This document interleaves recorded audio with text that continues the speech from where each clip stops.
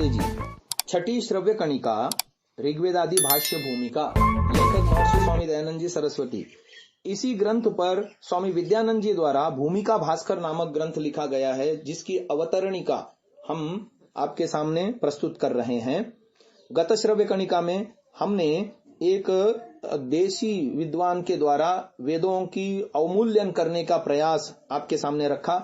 उसके ऊपर स्वामी विद्यानंद जी जो ये भूमिका भास्कर लिख रहे हैं, इनके द्वारा किया गया पत्राचार भी आपको सुनाया। अब आगे बात आती है लोकमान्य तिलक जी की। लोकमान्य बाल गंगाधर तिलक आर्यों को भारत के मूल निवासी न मानकर उन्हें उत्तरी ध्रुव से आया हुआ मानते हैं। बाबू उमेश चंद्र विद्यारत्न ने अपने ग्रंथ मानवेर आदि भूमि जन्मभूमि में लिखा है, जब हम तिलक महोदय का मत आर्यों के मूल स्थान के विषय में संशोधन करने के लिए गत वर्ष उनके घर गए तो उन्होंने सरलता पूर्वक हमसे कह दिया, आमी मूल वेद अध्ययन करी नाई, आमी साहिब अनुवाद पाठ करिया छे। अर्थात हमने मूल वेद नहीं पढ़े, हमने तो साहब लोगों के अनुवाद पढ़े हैं। यह उन लोगों की स्थिति है जिनकी देशभक्ति और भारतीयता के प्रति आस्था के विषय में तनिक भी संदेह नहीं किया जा सकता। तथापि यूरोपियनों के द्वारा प्रचारित वेद विषयक भ्रांत धारणाओं के प्रभावित होने के कारण एक ने हमें जंगली, मूर्ख, चरित्रहीन बना दिया तो दूसरे ने हमें विदेशी सिद्ध कर दिया। वस्तुतः वेद विश्ववारा प्रथमा संस्कृति एवं भारतीय विचारधारा के आधारभूत स्तंभ हैं। वेदों की रचना शैली बड़ी अद्भुत है, एक एक ऋचा अनेक अर्थों का प्रतिपादन करती है। जिस प्रकार उससे आध्यात्मिक रहस्यों का ज्ञान प्राप्त होता है, उसी प्रकार उससे आदि भौतिक तथा आदि दैविक सत्य भी प्राप्त होता है। ऋषि दयानंद ने वेदों की इस अद्भुत और अनंत रत्न गर्भा निधि को, उस पर पड़ी हुई धूली और गर्द गुबार को झाड़ पहुंच कर विशुद्ध रूप में हमारे सामने प्रस्तुत किया। वर्तमान काल के सुप्रसिद्ध दाक्षिणात्य विद्वान और योगी श्री माधव पुंडलिक पंडित ने mystic approach to the Vedas and Upanishad में वेदों के संबंध में ऋषि दयानंद के दृष्टिकोण तथा उनके वेद भाष्य के महत्व की चर्चा करते हुए ऐसा लिखा है।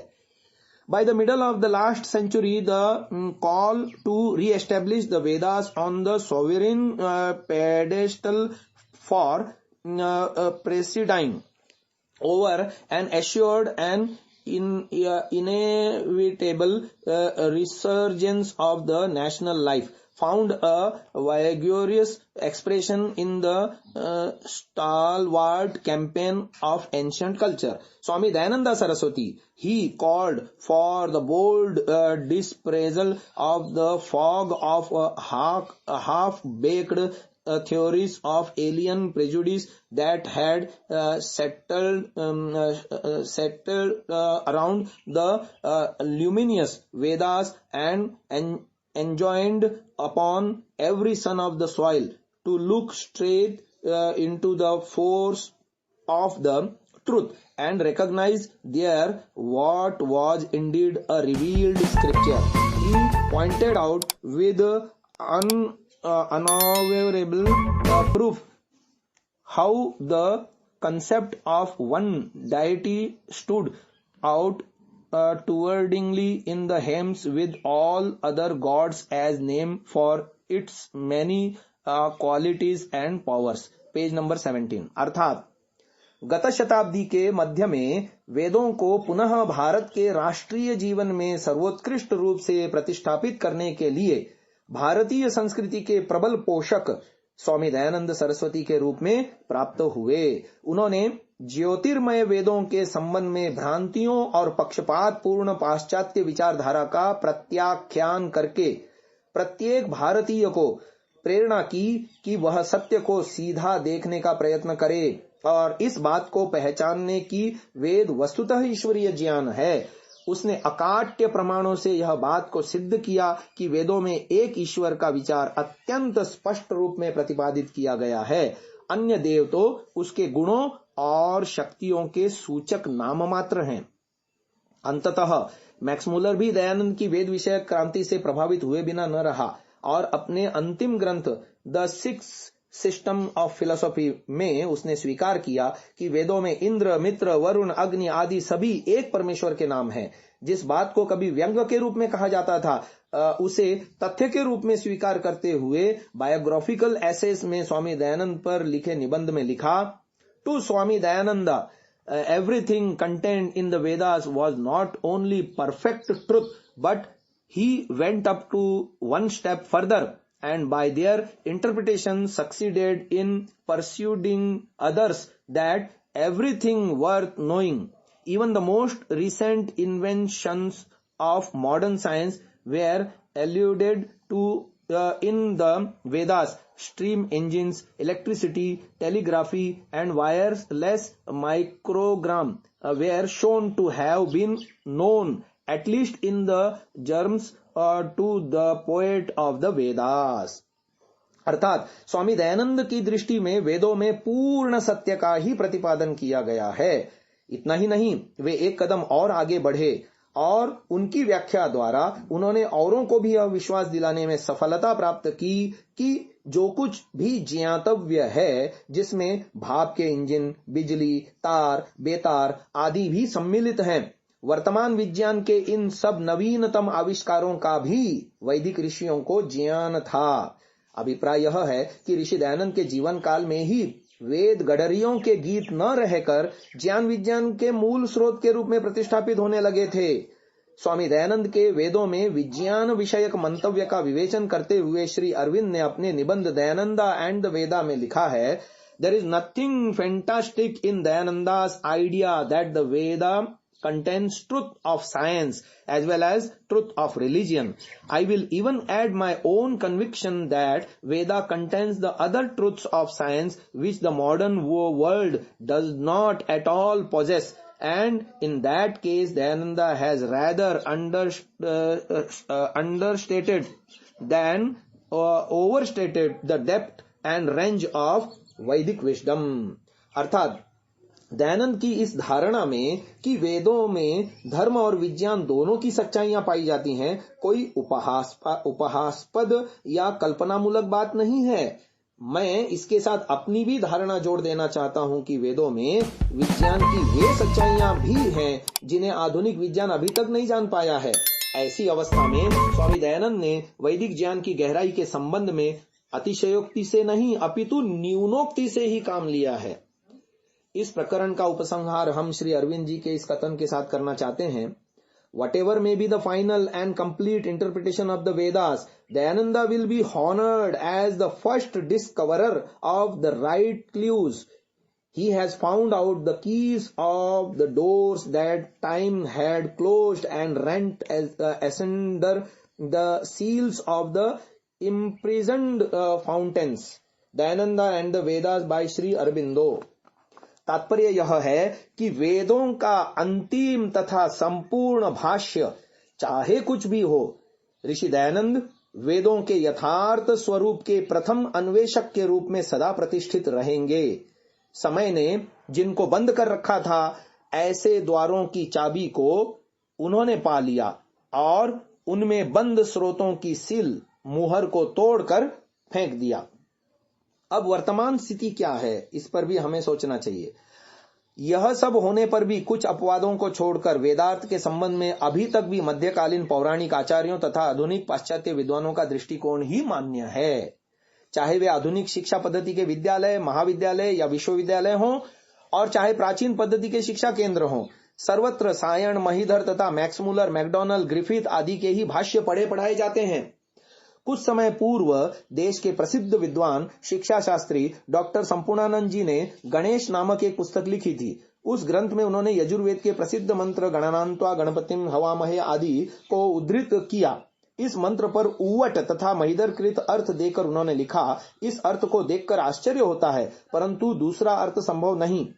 इस और इससे अगले मंत्रों के द्वारा किए जाने वाले कृत्य को विचित्र, बेहुदा और अत्यंत अश्लील मानते हुए और उससे प्राप्त होने वाले पुण्य में संदेह करते हुए भी उन्होंने लिखा, भाष्यकारों ने जो अर्थ किया है वह कपोल कल्पित नहीं है। उनके इस कथन से स्पष्ट है कि संपूर्णानंद जी महीधर उव्वट के भाष्य को ठीक मानते हुए वेदों में अश्लीलता को मानते थे। इस विषय में मैंने उन्हें एक पत्र लिखा। मैंने यानी स्वामी विद्यानंद जी ने, जो इस लेख के लेखक हैं, उन्होंने पत्र लिखा जिसमें महीधर आदि के भाष्य में दोष दिखाते हुए उक्त मंत्र का युक्ति तथा प्रमाण समन्वित अर्थ भी लिखकर भेजा। मेरे उस पत्र के उत्तर में उन्होंने मुझे लिखा कि जहां तक गणानंत्वा वाले मंत्र का संभव है उसका वही अर्थ है जो आपने लिखा है, परंतु अनेक प्रमाणों के आधार पर मैं ऐसा मानता हूं कि वैदिक काल में भी मद्य मांस आदि का व्यवहार होता था, पशु बलि भी होती थी। अपनी आजकल की इन्हीं अवधारणाओं के आधार पर मैं ऐसा नहीं मान सकता कि उस समय में हमारे पूर्वजों में कोई दोष नहीं थे।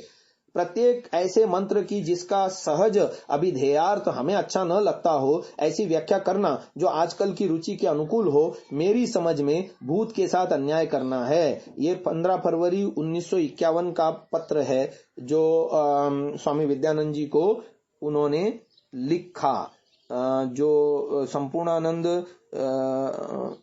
शिक्षा शास्त्री डॉक्टर संपूर्णानंद जी, जिन्होंने गणेश नामक पुस्तक लिखी थी।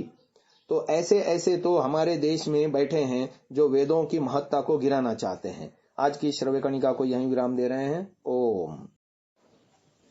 ओम नमस्ते जी। 7वीं श्रव्य कणिका ऋग्वेदादि भाष्य भूमिका, लेखक महर्षि दयानंद जी सरस्वती। इसी ग्रंथ पर स्वामी विद्यानंद जी द्वारा लिखित भूमिका भास्कर के अवतरणिका के अंश हम आपके सामने पढ़ रहे हैं। आगे प्रसंग आया है सरदार वल्लभ भाई पटेल के जन्म स्थान करमसद गुजरात में कांची कामकोठी पीठाधीश जगतगुरु शंकराचार्य श्री जयेंद्र सरस्वती ठहरे हुए थे। हमने उनसे भेंट की और कहा कि जब हम लोग गोवध पर प्रतिबंध लगाने की मांग करते हैं तो प्रायः कहा जाता है कि जब हिंदू शास्त्रों में अनेकत्र गोवध का विधान है तो आप किस मुंह से यह मांग करते हैं। जगतगुरु के नाते हिंदू धर्म में आपका विशिष्ट स्थान है, अतः यदि आपकी ओर से निम्न आशय का एक वक्तव्य प्रसारित हो जाए तो बड़ा लाभ होगा। हिंदू शास्त्रों में कहीं भी गोवध का विधान नहीं है। यदि कहीं इसके विपरीत अर्थात गोवध का प्रतिपादक उल्लेख मिलता है तो वह स्वार्थी लोगों के द्वारा किए गए प्रक्षेपों अथवा अशुद्ध अर्थों के कारण से है, उन्हें प्रमाण नहीं माना जा सकता। श्री शंकराचार्य जी ने उत्तर दिया कि हम अपने वक्तव्य में इतना ही लिख सकते हैं कि हिंदू शास्त्रों में गोमांस खाने का विधान नहीं है। जब हमने उनसे इसका स्पष्टीकरण करने को कहा तो उन्होंने उत्तर दिया कि वेदादि शास्त्रों में यज्ञ के निमित्त गोहत्या का स्पष्ट विधान है। जहां कहीं गोवध का निषेध किया है वह मांस न खाने के उद्देश्य से किया है। यज्ञ में आहुति देने के लिए गोहत्या का निषेध कहीं नहीं है, सर्वत्र उसका प्रतिपादन किया है। शास्त्रों में ऐसा गौ के हितार्थ किया गया है क्योंकि यज्ञ में आहुति डालने के लिए मारी गई गौ को स्वर्ग की प्राप्ति होती है। शंकराचार्य जी के साथ उनके सहयोगी 10-15 विद्वान उपस्थित थे। मेरे द्वारा वेदों में गौ के लिए अग्न्या तथा यज्ञ के लिए अध्वर शब्दों का प्रयोग किए जाने और गौ हत्या का सर्वथा निषेध करने वाले अनेकों प्रमाण प्रस्तुत किए जाने पर भी वे अपनी बात पर अडिग रहे। गोवध पर रोक के लिए आंदोलन के संदर्भ में श्री शंकराचार्य ने इतना और कहा कि यह मांग हम कलयुग के लिए कर रहे हैं। स्पष्ट है कि ये लोग आज भी वहीं खड़े हैं जहां सैकड़ों वर्ष पूर्व उन्हें सायणाचार्य ने खड़ा कर दिया था। महामंडलेश्वर श्री स्वामी गंगेश्वरानंद जी ने चारों वेदों का अत्यंत शुद्ध तथा सुंदर संस्करण तैयार करके वेद भगवान के नाम से देश विदेश में अनेकत्र प्रतिष्ठापित किया। एतदर्थ सभी वेद प्रेमी उनके अत्यंत आभारी हैं, परंतु अपने वेद भाष्य वेदोपदेश चंद्रिका में मंत्रों का अनर्थ करके उन्होंने अपने किए कराए पर स्वयं ही पानी फेर दिया। इस काम में तो उन्होंने सायण, उवट, महिदर आदि को भी कहीं पीछे छोड़ दिया है। उदाहरणार्थ यहाँ ऋग्वेद का प्रथम मंत्र हम प्रस्तुत कर रहे हैं। अग्निमीळे पुरोहितम यज्ञस्य देव मृत्युजम होतारम रत्नधातमम। ऋग्वेद 1:1:1। इस मंत्र का अर्थ उन्होंने इस प्रकार किया है, जहां अग्नि का अर्थ हनुमान है। सृष्टि क्रम बोधक आकाशाद वायु वायोरग्नि। इस श्रुति के अनुसार आकाश से वायु और वायु से अग्नि की उत्पत्ति होने से अग्नि का वायुपुत्र होना स्पष्ट है। हनुमान पवनसुत नाम से प्रसिद्ध हैं। वेद कहते हैं कि मैं वायुपुत्र अर्थात हनुमान जी की स्तुति करता हूँ। वेद में हनुमान का नाम आने से स्पष्ट है कि हनुमान पहले हुए और वेद बाद में, परंतु हनुमान जी से पहली बार भेंट होने पर उनके विद्वत्तापूर्ण भाषण को सुनकर श्री राम ने लक्ष्मण से कहा था, नान ऋग्वेद विनीतस्य ना यजुर्वेद धारिणः ना सामवेद विदुषः शक्यमेवं विभाषितुम। वाल्मीकि रामायण किष्किंधा कांड 3:28। इससे स्पष्ट है कि हनुमान जी चारों वेदों का विद्वान थे। वेद के पहले मंत्र के पहले ही शब्द के हनुमान वाचक होने और मंगलाचरण के रूप उसकी स्तुति किए जाने से स्पष्ट है कि वेद हनुमान के बाद बनने प्रारंभ हुए थे। तब उसने चारों वेद कहां से पढ़ लिए? हवन के मंत्रों में एक मंत्र है अग्निर्वर्चो ज्योतिर्वर्चः स्वाहा। श्री गंगेश्वरानंद जी के अनुसार इस मंत्र में अग्नि का अर्थ कृष्ण और ज्योति का अर्थ राधा। उनका कहना है कि कृष्ण राधा हैं और राधा श्री कृष्ण हैं। मंत्र में न कृष्ण का नाम है और न राधा का, पर अपने भक्तों को प्रसन्नता के लिए मनमाने अर्थ करने में उन्हें संकोच नहीं होता। यज्ञ की समाप्ति पर व्रत विसर्जन के लिए एक मंत्र पढ़ा जाता है ओम व्रतपते व्रतमचारिषम तदशकम तन्मेरादिधमहम य एवास्मि सोस्मि। यजुर्वेद 2:28। पौराणिक लीलाओं से भरे मस्तिष्क में स्वामी गंगेश्वरानंद जी इसका अर्थ इस प्रकार लिखते हैं, हे व्रज नारियों, अब तुम जाओ, तुम मेरे साथ इन रातों में रमण करोगी। शरद ऋतु की पौर्णमासी में उस भगवान के साथ जब व्रज नारियों ने लीला की और आनंद प्राप्त किया, तब रासलीला के समाप्ति होने पर उस अलौकिक महान रस को बार बार स्मरण करके वन में घर में आकर बोली, हम गोपियों ने व्रत का अनुष्ठान कर लिया, रासलीला के कारण यह व्रत सफल हो गया। मंत्र में न रासलीला का वाचक कोई शब्द है और न रमण करने की कोई बात। कितना घृणित, कल्पित और घोर अनर्थ है यह। प्रायः सभी मंत्रों के अर्थ इसी प्रकार अश्लील और कपोल कल्पित हैं। किसी विकृत मस्तिष्क की बड़बड़ाहट को भाष्य नहीं कहा जा सकता। दुर्भाग्यवश प्रकारांतर से प्राचीन भारत के इतिहास को निमित्त बनाकर वेद और वैदिक कालीन आर्यों का जो चित्र देश की वर्तमान और भावी पीढ़ियों के सामने प्रस्तुत किया जा रहा है, उसे पढ़ सुनकर किसी के भी हृदय में अपने अतीत के प्रति गौरव की भावना नहीं बनी रह सकती। 14-15 फरवरी 1979 को दिल्ली में Indian history and culture society का वार्षिक अधिवेशन हुआ। उसकी कार्यवाही के कुछ महत्वपूर्ण अंश अवलोकनार्थ हम दे रहे हैं। Before the Communist Party formed its government in China, it carried on for 20 years a systematic campaign of producing books interpreting every aspect of Chinese life and Marxist terms. The aim behind it was to prepare the minds of the people to accept the correctness of various phases of man's history as described by Marx. A similar attempt is being made by historians here. Dr. D.M. Jha of Delhi University, who is Joint Secretary of Indian History Congress, said that almost all historians agreed that beef eating was a part of socio-economic life of the people of ancient India. He and his colleagues in Delhi University did not hide their Marxist learnings and said that they would live to interpret historical events and facts in the Marxian terms. Indian Express dated February 14 and 15, 1979. भाव यह है कि भारत के इतिहास का पुनर्लेखन योजनाबद्ध रूप में साम्यवादी रंग देकर किया जा रहा है। परिणामतः कुछ समय के बाद बुद्धिजीवी वर्ग ही नहीं, जनसाधारण भी वेद से विमुख होकर इस अमूल्य निधि से हाथ धो बैठेंगे। अब वेदों के काल के विषय में आपके सामने कुछ बातें रख रहे हैं कि भारतीय परंपरागत दृष्टि से वेद अनादि हैं। अनादि का अर्थ है जिसका कोई भी काल निश्चित रूप से नहीं कहा जा सकता। संसार के जितने भी धर्म ग्रंथ हैं, सबका काल निश्चित है। पारसियों के जरथुस्त्र का काल ईसा पूर्व 700 वर्ष का है। ईसाइयों के न्यू टेस्टामेंट का संबंध ईसा के जीवन से प्रारंभ होता है और ईसा मसीहा को हुए इस समय ग्रंथ लेखन समय 1986 वर्ष थे, जबकि आज 2020वां वर्ष चल रहा है। मोहम्मद का काल ईसा से लगभग 600 वर्ष पीछे का है। नई खोजों के अनुसार महात्मा बुद्ध और महावीर स्वामी का जन्म आज के लगभग 3800 वर्ष पहले हुआ था। उन्हीं के साथ बौद्ध तथा जैन मतों का उदय हुआ। संसार के धर्म ग्रंथों में एकमात्र वेद ही ऐसे ग्रंथ हैं जिनके प्रादुर्भाव का काल न पाश्चात्य विद्वान निश्चित कर पाए और न ही भारतीय विद्वान। स्वयं वेद के आधार पर और निरंतर चालू काल गणना के आधार पर भारतीय परंपरा में वेदों को नित्य व अनित्य माना जाता रहा है।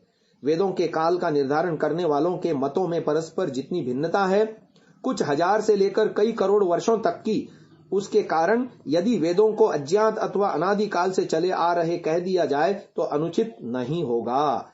भारतीय मंतव्य तथा गणना के अनुसार सृष्टि को बने हुए 1,97,29,49,000 ग्रंथ लेखन के समय 86 और आज की तारीख में 222 वर्ष हो चुके हैं। वेदों का उत्पत्ति काल भी आर्यों में यही माना जाता है। तो आज की श्रव्य कणिका को हम यहीं विराम देने जा रहे हैं। वेदों के काल के विषय में आगे और भी रोचक बातें आपके सामने कल की श्रव्य कणिका में आके करेंगे। ओम नमस्ते जी। 8वीं श्रव्य कणिका भूमिका, ऋग्वेद आदि भाष्य भूमिका, लेखक महर्षि दयानंद जी सरस्वती। भूमिका भास्कर नामक विस्तृत व्याख्या स्वामी विद्यानंद जी ने इस पर लिखी हुई है, जिसकी अवतरणिका हम आपके समक्ष प्रस्तुत कर रहे हैं। विषय आ रहा है, वेद के त्रिकालाबाधित होने से, वेद की अंतः साक्षी से किसी इतिहास संबंधी बात का निश्चय नहीं हो सकता। इसलिए वेद के संदर्भों को देखकर एक दो शब्दों के आधार पर किया गया कोई निर्णय तर्कसम्मत नहीं माना जा सकता। तथापि पाश्चात्य एवं तदनुयायी भारतीय विद्वान वेद का काल निश्चित करने में प्रायः उन्हीं को प्रमाण मानते हैं। वेद में ऐसे अनेक शब्द हैं जो भारतीय इतिहास के कुछ व्यक्तियों के भी नाम हैं। वेद में आए इन शब्दों को उन ऐतिहासिक व्यक्तियों के नाम मानकर उनके आधार पर वेद के उन स्थलों का काल निश्चित करने का प्रयास किया जाता आ रहा है। सीता शब्द देखकर वेदों का रामायण के बाद बना, अर्जुन आदि शब्द देखकर महाभारत के बाद बना और अरिष्टनेमी शब्द देखकर जैन मत के प्रादुर्भाव के बाद बना समझ लिया जाता आ रहा है। यही स्थिति ऐतिहासिक प्रतीत होने वाले आख्यानों और उनमें आने वाले नामों की भी है। वस्तुतः वेद में आए ये शब्द किन्हीं ऐतिहासिक व्यक्तियों के नाम नहीं हैं। वेद के सभी शब्द यौगिक हैं, जो धातु प्रत्यय के आधार पर अपना अर्थ कहते हैं। इन व्यक्तियों के नामों की और वेदों में आए शब्दों की केवल श्रवण मात्र की समानता है। इनके आधार पर वेदों में इतिहास की कल्पना करना ऐसा ही है जैसा कुरान में आए अकबर महान शब्द को देखकर उसे 1000 वर्ष बाद होने वाला मुगल सम्राट अकबर समझ लेना। इस विषय पर हमने वेद में इतिहास शीर्षक के अंतर्गत विस्तार से प्रकाश डाला है। वेद की भाषा को भी वेद काल निर्णय का आधार बनाया जाता है। हमारी यह मान्यता है कि सृष्टि के आदि में संपूर्ण वेद एक साथ प्रादुर्भूत हुए।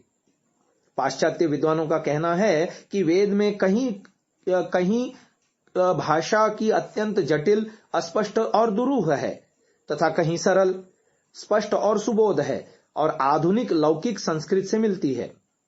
पहले प्रकार की भाषा के स्थल पुराने हैं और दूसरे प्रकार की भाषा के स्थल बाद के हैं। इससे स्पष्ट है कि वेद एक काल का और एक रचयिता का बनाया हुआ नहीं है।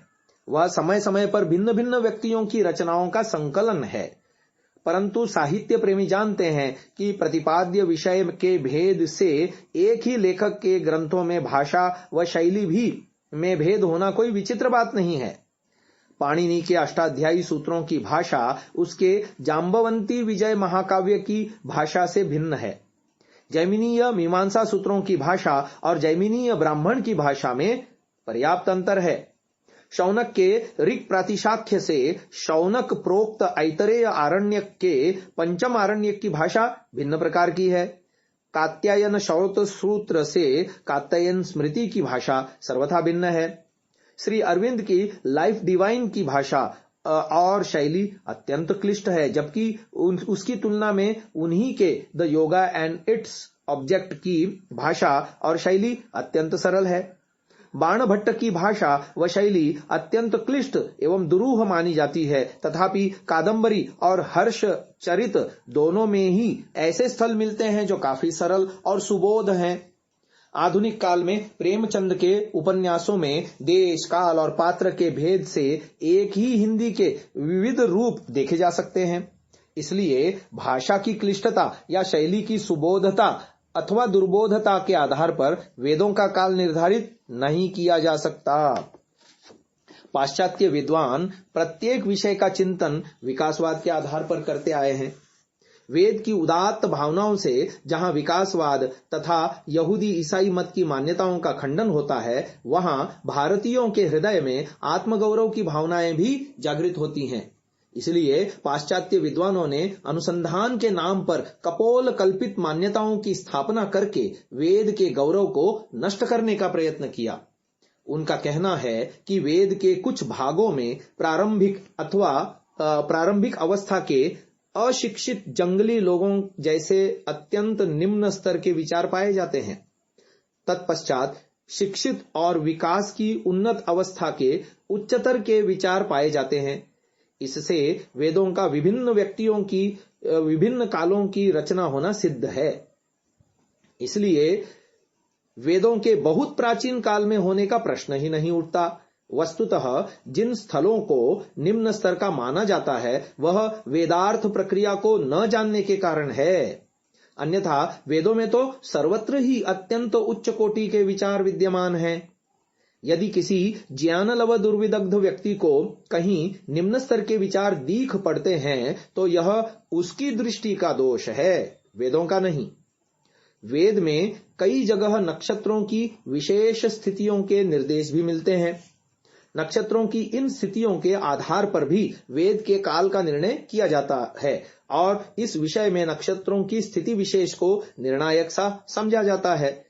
लोकमान्य तिलक ने इसी आधार पर ऋग्वेद का काल 600 वर्ष ईसा पूर्व निर्धारित किया है। अन्य युक्तियों के अतिरिक्त उनकी एक युक्ति का आधार गीता 10वें अध्याय का 35वां श्लोक यह है, मासानाम मार्गशीर्षोऽहं ऋतूनाम कुसुमाकरः, अर्थात महीनों में मैं मार्गशीर्ष हूं और ऋतुओं में वसंत हूं। उनका कहना कि वसंत को ऋतुराज कहा जाता है, इसलिए ऋतु नाम कुसुमाकरः तो समझ में आता है, परंतु मासानाम मार्गशीर्षोऽहं क्यों कहा? गीता में ही नहीं, भागवत 11/16 से 27 तक में भी ऐसा ही उल्लेख मिलता है। उन्होंने अपने ग्रंथ ओरायन में लिखा है कि ऋग्वेद के 10वें मंडल के 86वें सूक्त में भी वसंत संपात का मृगशीर्ष नक्षत्र होने का उल्लेख है। मृगशिरा नक्षत्र के महत्व का विशेष कारण यह था कि उस समय वसंत संपात वर्नल एक्विनॉक्स तथा शिशिर संपात विंटर एक्विनॉक्स मृगशिरा नक्षत्र में ही होते थे। वसंत संपात और शिशिर संपात वह समय है जब दिन और रात बराबर होते हैं। वर्ष में 2 दिन ऐसे आते हैं जब दिन तथा रात बराबर होते हैं, 21 मार्च और 23 सितंबर। 21 मार्च से दिन बढ़ने लगते हैं और रातें छोटी होने लगती हैं। इसे वसंत संपात वर्नल एक्विनॉक्स कहते हैं। 23 सितंबर से दिन घटने लगते हैं और रातें बढ़ने लगती हैं, इसे शिशिर संपात विंटर एक्विनॉक्स कहते हैं। वेद के समय मृगशिरा नक्षत्र में ये संपात होते थे। ऐसा ईसा से 6 से 7 हजार वर्ष पूर्व होता था, इसलिए वेद का समय 6-7 हजार वर्ष पूर्व ईसा पूर्व बनता है। ईसवी सन से वसंत तथा शिशिर संपात उत्तरा भाद्रपद नक्षत्र में हो रहा है। मृगशीर्ष नक्षत्र वर्तमान उत्तरा भाद्रपद नक्षत्र से 6 नक्षत्र पहले है। वसंत संपात को एक नक्षत्र से दूसरे नक्षत्र में जाने में 960 वर्ष लगते हैं। इस हिसाब से मृगशीर्ष नक्षत्र में वसंत संपात आज से लगभग 6000 वर्ष यानी 690 गुणित 6 पूर्व रहा होगा।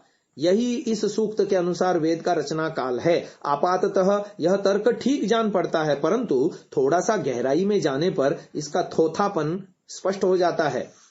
नक्षत्रों की कुल संख्या 27 है। इस प्रकार 25,920 यानी 907 गुणित 27 वर्षों के बाद वसंत संपात क्रांति वृत्त पर घूमकर फिर अपने पहले स्थान पर आ जाता है। यदि ईसा से लगभग 6000 वर्ष पूर्व वसंत संपात मृगशीर्ष नक्षत्र में था तो उससे लगभग 26,000 वर्ष पूर्व अर्थात आज से 32,000 वर्ष पूर्व भी उसी नक्षत्र में था। उससे पहले भी हर 26,000 वर्ष पूर्व वसंत संपात मृगशीर्ष नक्षत्र में आता रहा। सृष्टि के लगभग 2 अरब वर्ष के स्थिति काल में कितनी ही बार यह स्थिति आई।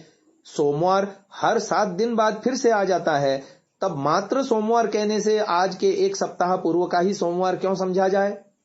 1 महीना, 1 वर्ष या 100 वर्ष पहले का सोमवार क्यों न समझा जाए?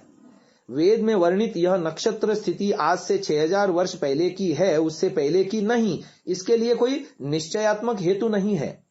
आज से लगभग 20,000 वर्ष यानी 26,000 घटा 6,000 बाद वसंत संपात फिर मृगशीर्ष नक्षत्र में होगा।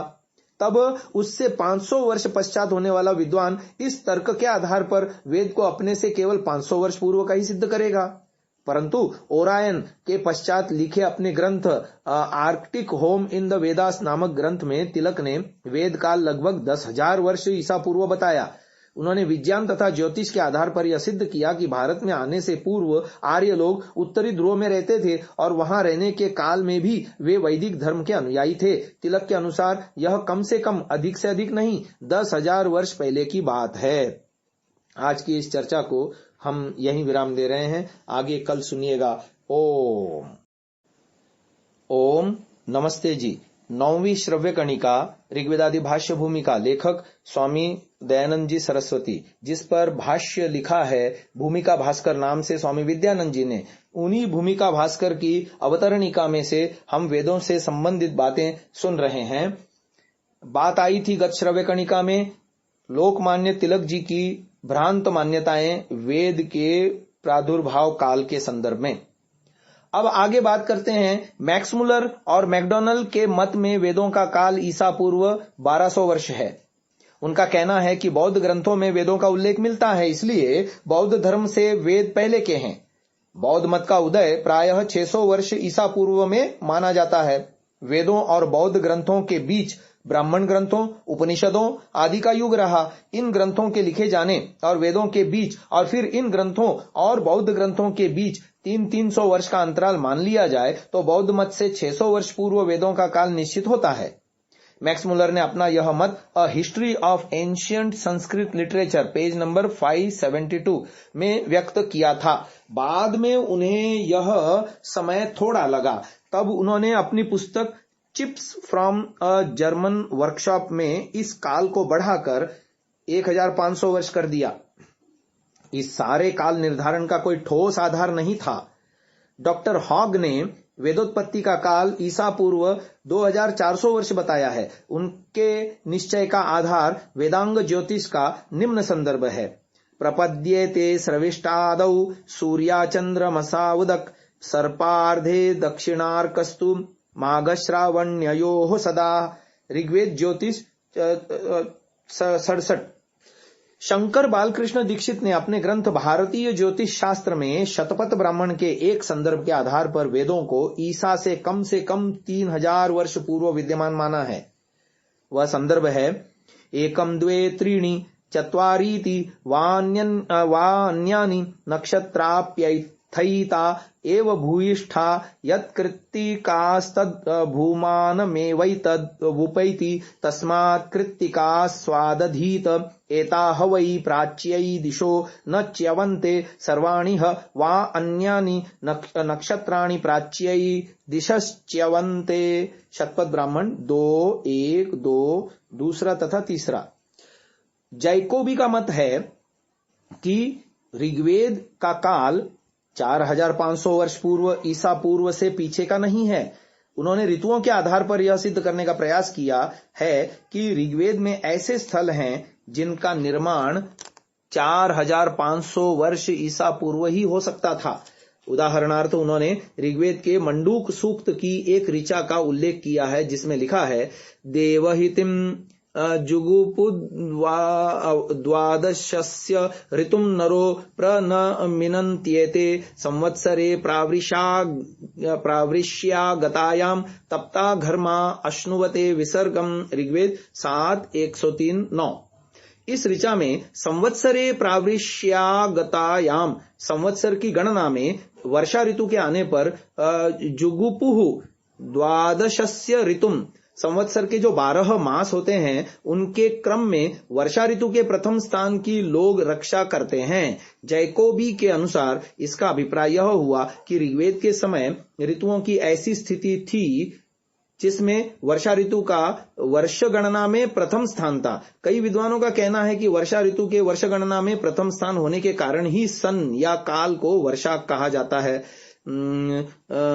ऋतुओं के अनुसार यह प्रथम स्थान 4500 ईसा पूर्व में ही था। यह जैकोबी का कथन है। जैकोबी के इस कथन का खंडन करते हुए मैकडॉनल्ड लिखते हैं, this interpretation is used as evidence to show that the beginning of the year was held in the period of the Rigveda to commence with the rainy season at the time of the summer solstice to furnish an argument for the very early date of the Rigveda. Solstice वह समय है जब सूर्य भूमध्य रेखा के दूरतम स्थिति में होता है। इसके 2 समय होते हैं, ग्रीष्म तथा शरद। इस मंत्र से ज्ञात होता है कि ऋग्वेद के काल में यह काल वर्षा ऋतु में होता था। इस परिवर्तन में ज्योतिष शास्त्र के अनुसार 5 से 6 हजार वर्ष लगे होंगे, ऐसा जैकोबी का मत है।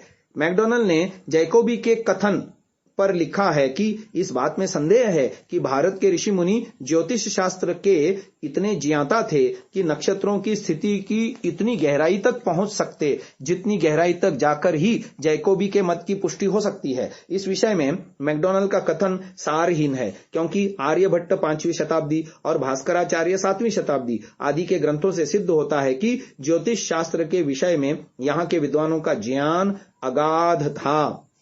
बृहदारण्यक उपनिषद 7:1 में नारद ने सनत कुमार को अपने तब तक प्राप्त ज्ञान का परिचय देते हुए कहा था कि चारों वेदों के अध्ययन के साथ साथ उसने नक्षत्र विद्या भी पढ़ी है। उस समय सर्वसाधारण भी ज्योतिष शास्त्र का अध्ययन करते थे, इसलिए मैकडॉनल्ड का उक्त कथन सर्वथा निराधार है। भारत के प्रसिद्ध ज्योतिषी श्री दीनानाथ शास्त्री चुलैट ने वेद काल निर्णय नामक ग्रंथ लिखा, जिसमें ज्योतिष के प्रमाणों का अनुशीलन करके यह कहा है कि वेद आज से कम 3 लाख वर्ष पुराना है।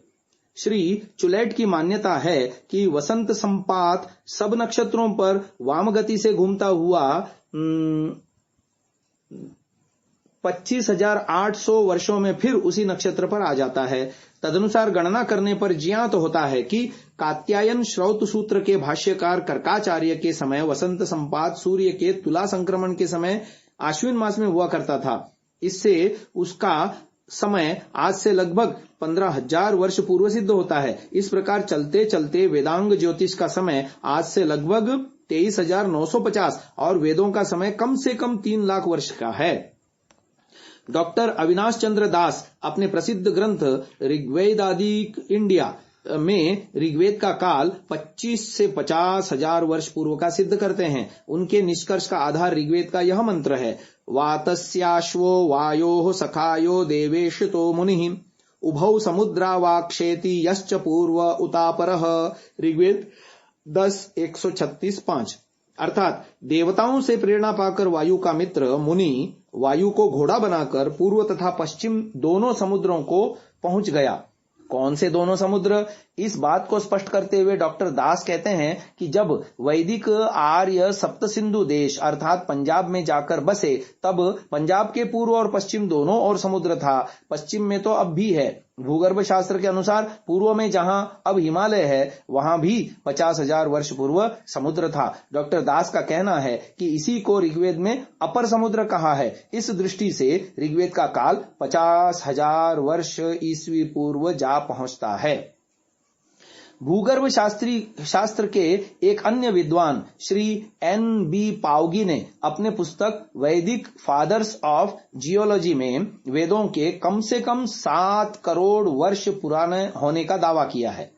20वीं शताब्दी के दूसरे तीसरे दशक में हड़प्पा और मोहनजोदड़ो में जो खुदाइयां हुई, उसमें जो सामग्री उपलब्ध हुई, उसके आधार पर भी वेदों का काल निश्चित करने का प्रयास किया गया है। इस दिशा में भारतीय पुरातत्ववेत्ता T.R. रामचंद्रन तथा डॉक्टर सुधांशु कुमार राय का प्रयत्न सराहनीय है। उन्होंने उत्खनन में प्राप्त शिलालेखों को पढ़ने की चेष्टा की है। ब्राह्मी लिपि में उपलब्ध कुछ शिलालेखों में ऋग्वेद, यजुर्वेद तथा सामवेद के नाम लिखे मिले हैं। इससे सिद्ध होता है कि हड़प्पा संस्कृति के नाम से कही जाने वाली संस्कृति वास्तव में वैदिक या आर्य संस्कृति ही थी। इससे हड़प्पा संस्कृति के बाद आर्यों के भारत में आक्रांता के रूप में आने की मान्यता का खंडन हो जाता है। हम यहाँ नीचे मोहनजोदड़ो की खुदाई में प्राप्त एक मुद्रा का चित्र दे रहे हैं। यहाँ पर एक चित्र दिखाया गया है जिसमें 2 पक्षी दिखाए गए हैं, एक वृक्ष दिखाया गया है, एक पक्षी को फल खाते हुए दिखाया गया है और दूसरा पक्षी उसको देखते हुए दिखाया गया है। तो इस तरह का ये चित्र है। इस चित्र में ऋग्वेद के एक प्रसिद्ध मंत्र का संकेत स्पष्ट दिखाई पड़ता है। वह मंत्र इस प्रकार है: द्वा सुपर्णा सयुजा सखाया समानम वृक्षम परिशस्व जाते तयोरन्यः पिप्पलम स्वाद्वत्यनन्यो अभिचाकशीति। ऋग्वेद 1:164-20। इसका अर्थ इस प्रकार है: एक वृक्ष पर एक जैसे 2 पक्षी बैठे हैं, उनमें से एक उस वृक्ष के फलों को भोगता है और दूसरा न भोगते हुए प्रकाशित करता है। यहाँ 2 पक्षियों से परमात्मा व जीवात्मा अभिप्रेत है और वृक्ष से प्रकृति। तो वस्तुतः उक्त सब कल्पनाएं अटकल पच्चू हैं। कल्पना करने वालों को यह बात विवेश होकर स्वयं स्वीकार करनी पड़ती है। 1890 में प्रकाशित फिजिकल रिलीजन नामक अपनी पुस्तक में जो मैक्स मुलर ने बात लिखी है वो आपको कल की श्रव्य कणिका में हम सुनाएंगे। आज इसको यहीं विराम देते हैं।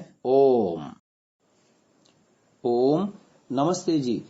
10वीं श्रव्य कणिका ऋग्वेदादि भाष्य भूमिका, लेखक महर्षि दयानंद सरस्वती। इस पर भाष्य किया है भूमिका भास्कर नाम से स्वामी विद्यानंद जी ने। उसी पुस्तक की अवतरणिका हम आपको सुना रहे हैं। वेद के उत्पत्ति के काल की चर्चा चल रही है। 1890 में प्रकाशित फिजिकल रिलीजन नामक अपनी पुस्तक में प्रोफेसर मैक्स मुलर ने लिखा: We could not hope to be able to lie down at terminus whether the Vedic hymns were composed in 1000 or 1500 or 2000 or 3000 years BC. No power on earth could ever fix. Page number 18। अर्थात हम कोई समय अंतिम सीमा निर्धारण करने की आशा नहीं कर सकते। वैदिक सूक्त 1000 वर्ष ईसा पूर्व में बनाए गए या 1500 या 2000 या 3000 ईसा पूर्व में, संसार की कोई शक्ति इसका निश्चय नहीं कर सकेगी। वैदिक कॉन्क्रोडेंस नामक वैदिक कोश के निर्माता के रूप में प्रसिद्ध डॉक्टर ब्लूमफील्ड के शब्दों को उद्धृत करके मिस्टर क्लेटन कहते हैं: from what has already been said, it will be evident that no dates can be assigned to the origin of the hymns that make up the Vedas. Indeed, it is necessary to go further and to say that there is not sufficient evidence to show with any precision when the hymns of the 4 Vedas were collected together and the Vedas themselves as we have them formed. The Rigveda and Vedic Religion by A.C. Clayton, page number 45। सारांश यह है कि ऊपर जो कुछ लिखा जा चुका है उससे स्पष्ट है कि वैदिक सूक्तों के उद्भव के विषय में कोई तिथि निर्धारित नहीं की जा सकती। वस्तुतः इससे भी आगे जाने और यह स्पष्ट कह देने की आवश्यकता है कि किसी भी निश्चय के साथ यह दिखाने के लिए हमारे पास पर्याप्त साक्षी नहीं है कि चारों वेदों के सूक्तों का संग्रह कब हुआ और ये संहिताएं कब बनी। बीवर ने तो अपनी हिस्ट्री ऑफ संस्कृत लिटरेचर में यहां तक लिख दिया: any such attempt of defining the वैदिक एंटिक्विटी इज एब्सोल्युटली फ्रूटलेस। अर्थात इस बात के लिए प्रयत्न करना सर्वथा व्यर्थ है। वास्तव में इतिवृत्तात्मक रूप में वेद में किसी प्रकार के ऐतिहासिक अथवा भौगोलिक संकेत न होने से इस प्रकार के सभी मत मात्र कल्पना पर आधारित हैं। हमारा विश्वास है कि जिस दिन पहली बार मानव का जन्म हुआ उसी दिन वेदों का प्रादुर्भाव हुआ। किसी भी संगठन व समाज का संचालन करने के लिए उसके संविधान का होना अनिवार्य होता है। अतः संगठन के साथ साथ ही उसके नियमोपनियम बनाए जाते हैं जिनका पालन करना उससे संबद्ध व्यक्तियों के लिए आवश्यक होता है। जब साधारण मनुष्य भी विधि विधान के बिना कोई काम नहीं करता तो यह कैसे संभव है कि ईश्वर सृष्टि तो बना दे किंतु जिसके भोगापवर्ग के लिए सृष्टि की रचना की उस मनुष्य को सृष्टि के विषय में किसी भी प्रकार की जानकारी न दे।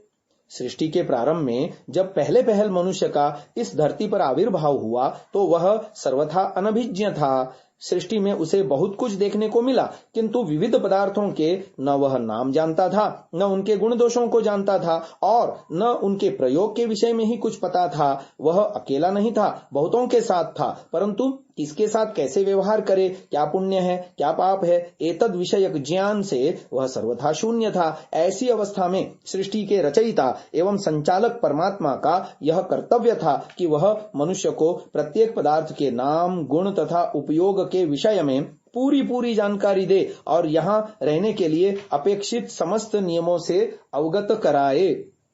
इस प्रकार सृष्टि में समस्त चराचर जगत के संचालन, धारण, पोषण आदि के लिए अपेक्षित विधान का निर्माण करना आवश्यक था। इसी में उसके विधाता नाम की सार्थकता थी। मनुष्य मात्र के प्रति समान व्यवहार की दृष्टि से भी यह आवश्यक था कि ऐसा विधान सृष्टि के आरंभ में बने। लाखों करोड़ों वर्षों तक मानव समाज का प्रवाह चालू रहने के बाद यदि इस प्रकार के ज्ञान का प्रादुर्भाव हो तो कोई भी विचारशील व्यक्ति यह कह सकेगा कि उन मानवों के प्रति परमेश्वर ने क्या अन्याय नहीं किया जो उनको अपने उद्बोधक ज्ञान से वंचित रखा। इसलिए ईश्वरीय ज्ञान का प्रकाश आदि मानव के प्रादुर्भाव के साथ होना ही न्याय है, अन्यथा ईश्वर को उन दोषों से बचना कठिन होगा जो अन्याय एवं पक्षपात के दायरे में आते हैं। स्वयं एक कट्टर ईसाई होते हुए भी प्रोफेसर मैक्स मुलर ने इस युक्ति को अपनी पुस्तक साइंस एंड रिलीजन में इस प्रकार व्यक्त किया है। If there is a God who has created heaven and earth it will be unjust on his part if he deprives millions of his sons born before Moses of his divine knowledge. Reason and comparative study of religions declares that God gives this divine knowledge from his first appearance on earth. अर्थात यदि धरती और आकाश का रचयिता कोई ईश्वर है तो उसके लिए यह अन्यायपूर्ण होगा कि वह मूसा से पूर्व उत्पन्न अपने करोड़ों पुत्रों को अपने ज्ञान से वंचित रखे। तर्क और धर्मों का तुलनात्मक अध्ययन दोनों घोषित करते हैं कि परमेश्वर सृष्टि के आदि में ही अपना ज्ञान मनुष्यों को देता है।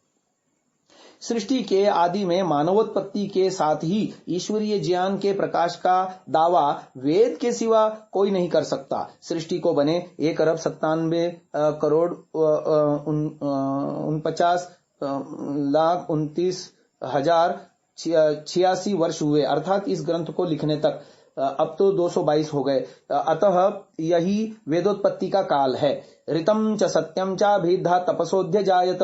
परमात्मा ने अपने ज्ञान बल से ऋत और सत्य के नाम से संपूर्ण विधि विधान का निर्माण किया। महाभारत शांति पर्व 232/24 में महर्षि वेदव्यास जी कहते हैं, अनादि निधना नित्या वागोत्सृष्टा स्वयं भुवा आदौ वेदमयी दिव्या यतः सर्वाः प्रवृत्तयः। सृष्टि के आदि में स्वयंभू परमात्मा ने ऐसी दिव्य वाणी का प्रादुर्भाव हुआ जो नित्य है और जिससे संसार की सारी प्रवृत्तियां चलीं। अब बात आती है वेदों में प्रक्षेप की। आज संसार चाहे उन्नति का कितना ही दावा करे, परंतु मानवीय समस्याओं का जैसा समाधान वेद में है अन्यत्र दुर्लभ है। मानव जीवन के लिए जो कुछ उपयोगी है वेद में उन सब का निर्देश है।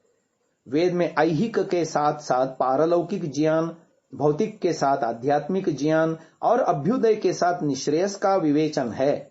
यदि मानव के लिए वेद इतना उपयोगी न होता तो ब्राह्मणों ने अपने प्राण देकर भी उसकी रक्षा के लिए प्रयास न किया गया होता।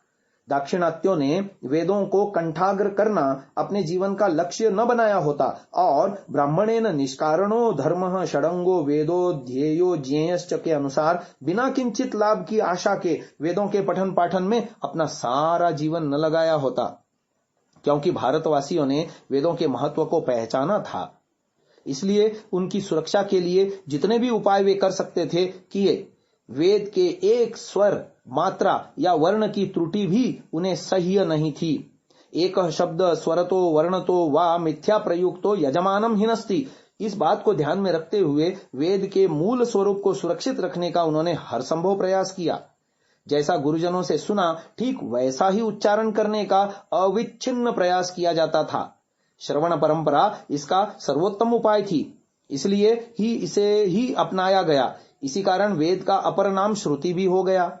लिखित रूप में वेदों का प्रचलन बहुत बाद में प्रारंभ हुआ।